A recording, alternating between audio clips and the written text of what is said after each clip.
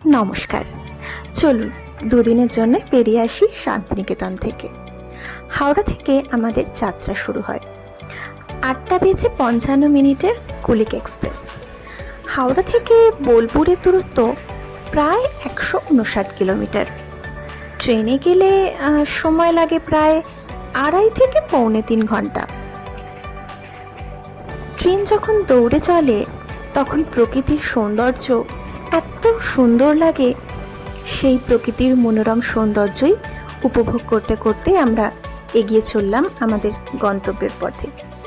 অবশেষে আমরা পৌঁছাই আমাদের গন্তব্যস্থল বোলপুর শান্তিনিকেতন। ট্রেন এসে থামলো যথাসময়। স্টেশনটা একটু ঘুরে ফিরে দেখে আমরা বেরিয়ে পড়ি স্টেশন থেকে বাইরে। এরপর আমাদের যেতে হবে আমাদের হোটেলে। তার জন্য আমরা টোটো খুঁজতে থাকি। অনেক টোটো কাকুদের ভিড়ে আমরা অবশেষে একটা টোটো পেয়ে সেটা করে আমরা এগিয়ে চলি আমাদের হোটেলের পথে। হোটেলে পৌঁছে সমস্ত ফর্মালিটিস শেষ করে আমরা রুমে প্রবেশ করি।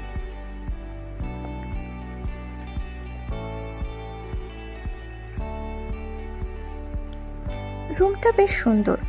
রুমের মধ্যে একটা মিনি ফ্রিজ ছিল, তার সাথে চা, কফি, একটা টিভি, রেডি হওয়ার জন্য আয়না, সব রকমই ছিল। রুম থেকে বাইরে বেরিয়ে এলে একটা সুন্দর ব্যালকনি, যেখান থেকে তাকালেই দেখতে পাওয়া যায় সবুজের সম্ভার।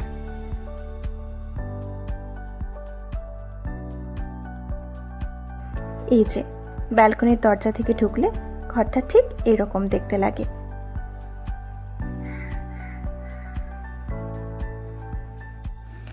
বাথরুমটিও ছোটোর উপর হলে বেশ সুন্দর।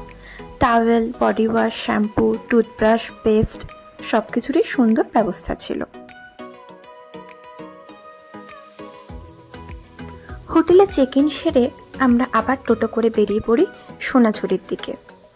সেখানে একটা সুন্দর রেস্টুরেন্ট ছিল শকুন্তলা, সেখানেই আমরা আমাদের দুপুরের লাঞ্চ করি। সবথেকে ইন্টারেস্টিং লাগলো, তারা মাটির থালা বাটিতে পদ্ম পাতায় খাবার পরিবেশন করে।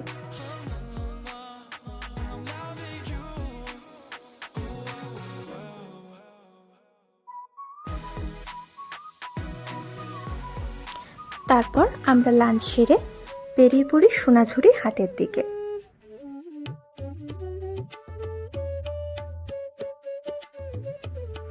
এখানে চারিদিকে তাকালেই বোঝা যায় কত মানুষ কত কিছু বিক্রি করছে। কেউ কেউ সাজের জিনিস, কেউ পোড়ামাটির জিনিস, জামা কাপড় থেকে শুরু করে উপহার দেওয়ার নানান সামগ্রী, ব্যাগ, মূর্তি, নানান কিছু। যে কেউ এখানে গেলে তাদের ইচ্ছা মতো, পছন্দ মতো অনেক অনেক কেনাকাটা করতে পারে এবং তাদের প্রিয়জনদের উপহার দিতে পারে। এখানে যখন হেঁটে হেঁটে দেখছিলাম চারিদিকে, মনেই হচ্ছিল না কতটা সময় পেরিয়ে যাচ্ছে। যতই দেখি না কেন ততই সময় কম লাগে। এখানে কত মানুষ কত উৎসাহ নিয়ে কেনাকাটা করছিল, দেখতেও ভারী ভালো লাগছিল।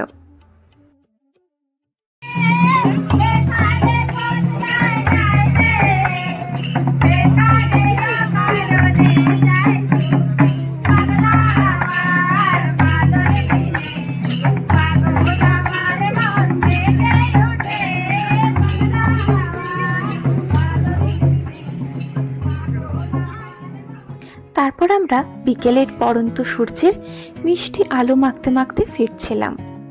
তারপর হঠাৎই বৃষ্টির ঝমঝমে শব্দে মনটা উচ্ছ্বসিত হয়ে উঠল। প্রকৃতির অপরূপ সৌন্দর্যের সত্যিই কোনো তুলনা হয় না। এই হলো আজকে সোনাঝুরি হাট থেকে কেনা আমাদের পছন্দের কিছু জিনিস। সন্ধ্যের দিকে হোটেলের তরফ থেকে একটি সুন্দর নৃত্যানুষ্ঠানের আয়োজন করা হয়। মাও তাদের সাথে নাচের তালে তালে তাল মেলানোর চেষ্টা করে। আমার তো বেশ পছন্দ হয়েছে। এই সুন্দর আদিবাসী নৃত্য এত ভালো লাগছিল। প্রত্যেকটি রুম থেকেই বহু মানুষ সেটা উপভোগ করতে আসেন। অনেক মানুষের সাথে আলাপ হয়। চেনা অচেনার ভিড়ে এই সুন্দর মুহূর্তগুলো সত্যি ফ্রেমবন্দি করে রাখার মতো।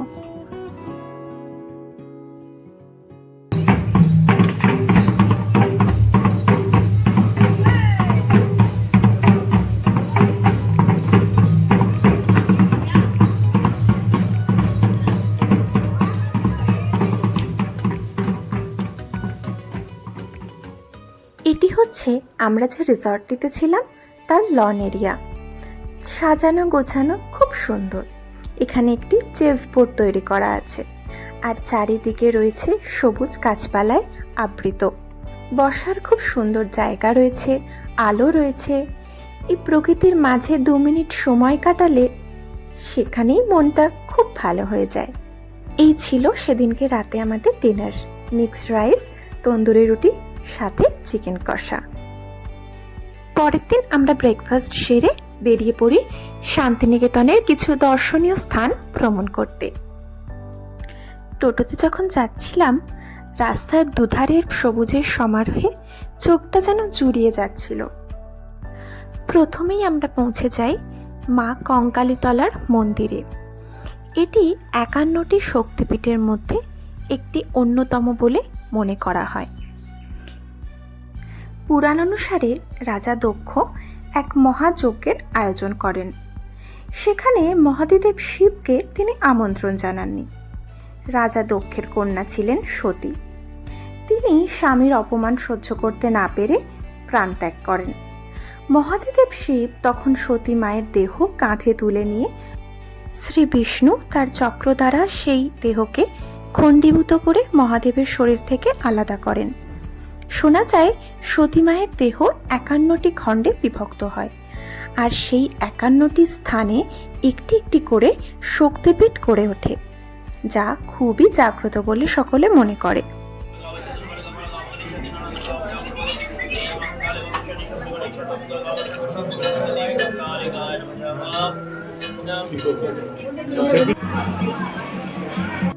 ঠিক সেই রকমই একটি শক্তিপীঠ এখানে তৈরি হয়।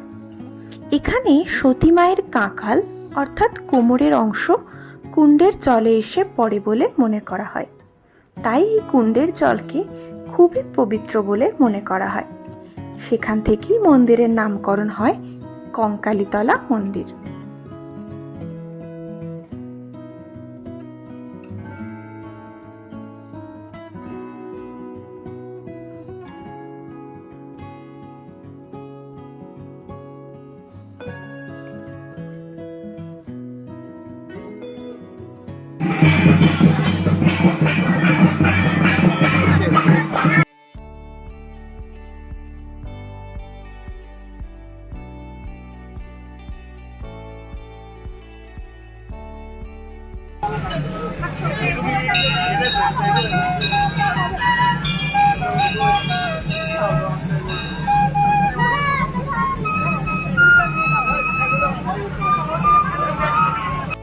মন্দিরের বাইরে রয়েছে অনেক পূজা সামগ্রী বিক্রির দোকান। তারপর আমরা বেরিয়ে পড়ি বিশ্বভারতী ভ্রমণের উদ্দেশ্যে। এই হচ্ছে রবীন্দ্রনাথ ঠাকুরের শান্তিনিকেতনের বাড়ি, আর এই হচ্ছে বিখ্যাত বটগাছ, যেটি রবীন্দ্রনাথ ঠাকুর তার নিজের হাতে লাগিয়েছিলেন। এই গাছের নিচেই নাকি বসে তিনি লিখেছিলেন, কুমোরপাড়ার গরুর গাড়ি, বোঝাই করা কলসি হাঁড়ি, যেই কবিতাটির সঙ্গে আমরা সকলেই পরিচিত। এটি হচ্ছে উপাসনা গৃহ, তখনকার দিনের ইটালিয়ান টাইলস দিয়ে বানানো। এটি হচ্ছে নাট্যঘর, যেখানে সৃষ্টি হয়েছে আমাদের অত্যন্ত পরিচিত নাটক রক্তকরবী। এটি হলো আর এক নোবেলজয়ীর বাড়ি, অমর্ত্য সেন। নামটা আমাদের সকলেরই পরিচিত। অমর্ত্য সেনের নামকরণ নাকি স্বয়ং রবীন্দ্রনাথ ঠাকুর নিজে করেছিলেন। এরপরে আমরা পৌঁছে যাই শান্তিনিকেতনের আরেকটি ভ্রমণস্থল, সৃজনী শিল্পগ্রাম।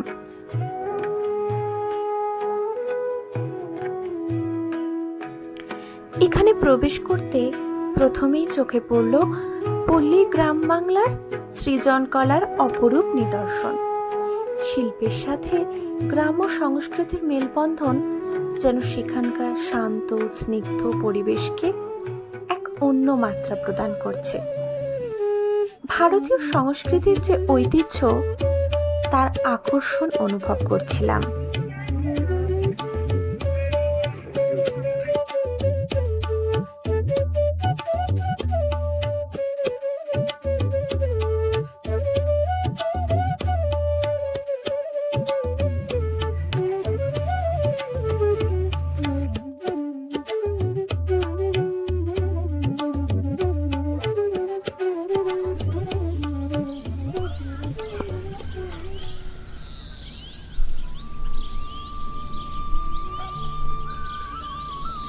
প্রতিদিনের একঘেয়েমি জীবন থেকে বেরিয়ে এই গ্রাম্য শীতল পরিবেশ যেন মনের সমস্ত ক্লান্তি এক নিমেষে দূর করে দিচ্ছিল।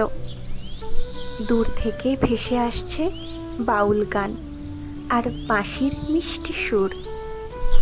প্রকৃতির এই অতুলনীয় শোভার মাঝে এই মধুর সময় যাপনে মন্ত্রমুগ্ধ হয়ে পড়ছিলাম বারবার।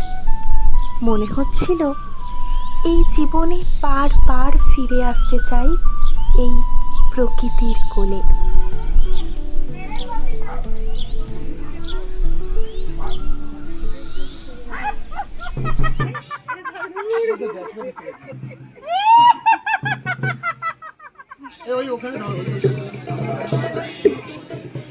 আমার মনের মানুষ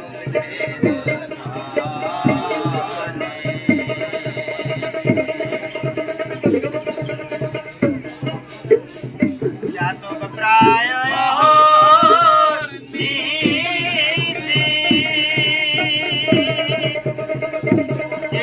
আছে কালো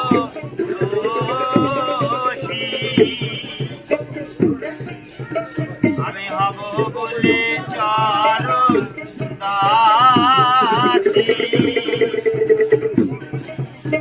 আমি হব বলে চরণ দাসী, না কপালে গুনে আমার মনের মানুষের ধনে।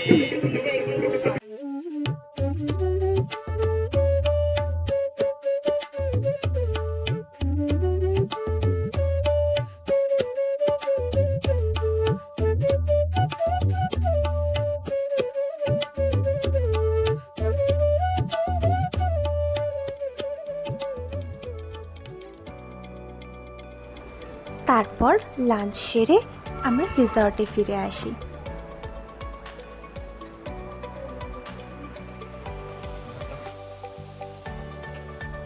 সুইমিং পুলে কিছুক্ষণ সময় কাটিয়ে ডিনারের মাধ্যমে আমাদের সেই দিনের সমাপ্তি ঘটে।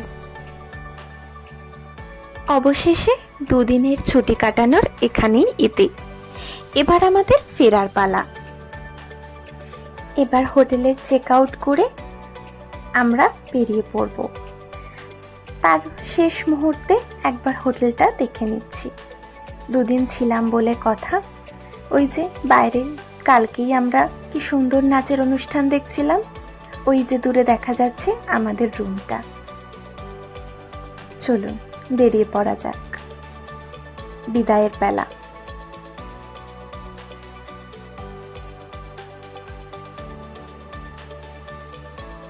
ফিরতে মন না চাইলেও সময় তো থেমে থাকবে না, কিন্তু এই সুন্দর কাটানো সময়টুকুই আবার আমাদের নিত্য ছন্দে ফেরার রসদ যোগাবে।